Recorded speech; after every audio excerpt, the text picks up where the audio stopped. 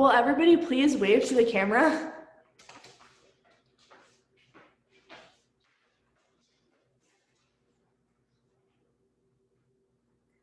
Many athletes utilize ice baths after a hard day of exercise to help in the recovery process. But have you ever wondered how animal athletes can use ice therapy to aid in their recovery process? Today, I'm going to explain to you the advantages and disadvantages of using ice therapy on horses. You may be wondering how this can apply to you if you don't have a horse. Well, the equine industry is far-ranging, from recreational riding to the high-stakes racing industry. So while you may not be involved now, someday you may find yourself or someone you know involved in the industry. I've done extensive research on this topic, coupled with my 6 years of experience of owning a horse and having both used ice therapy regularly and not at all on my horse. That being said, I'm going to explain to you the advantages of reduced inflammation and an easier recovery process, and the disadvantages of costliness and a high time commitment. The first advantage that we're going to talk about is reduced inflammation, which can reduce the risk of injury by decreasing swelling. In the November 2015 article from USDF, Ice Ice Baby by Sarah Evers-Conrad, veterinarian Rick Mitchell explains that reducing swelling can help to reduce the risk of soft tissue injury by making sure that any stressed soft tissue isn't irritated by the swelling. In my experience using ice therapy, I use it for about 20 minutes after strenuous exercise to relieve heat from the leg, and that helps to decrease soreness. And if you look at the next slide, you can see two horses' legs. One is going to be, the one on the left is after exercise before using ice, and the one on the right is going to be after using ice. You can see the temperature difference there. The next advantage that we're going to talk about is that it helps to make a quicker and easier recovery process. Similar to how humans can sprain an ankle, when horses have a tendon-related injury, using ice is a beneficial tool to help them heal more quickly. In the Chronicle of the Horse article, Ice Down to Ride On, from October 3rd of 2013 by Jennifer M. Healer, veterinarian Ann Christopher explains that in her experience using ice therapy as a treatment, she's only seen positives. However, she does note that there is no research on using ice on horses, but that she believes that the research of using ice on humans for soft tissue injuries should translate to horses. Next, we're going to talk about some of the disadvantages. The first disadvantage we're going to talk about is the costliness associated with using ice therapy. If you go to the next slide, you can see a pair of ice boots sold by the online equine retailer Coro.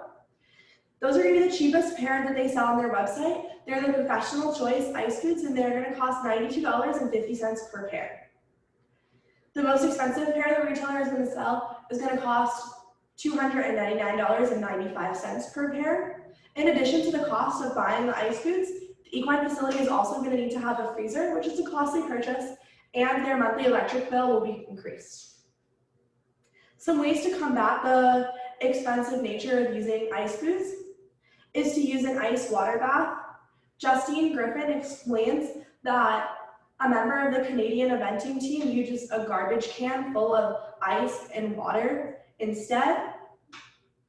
In her May 25th of 2019 article, Icing 101, The Benefits of Cold Therapy. And if you go to the next slide, you can see a horse standing in a bucket of ice and water. There are negatives associated with this stuff. And those are going to be that it's not horse-proof, for lack of a better term, meaning that they can easily knock it over or break the container, which increases the risk of getting a laceration.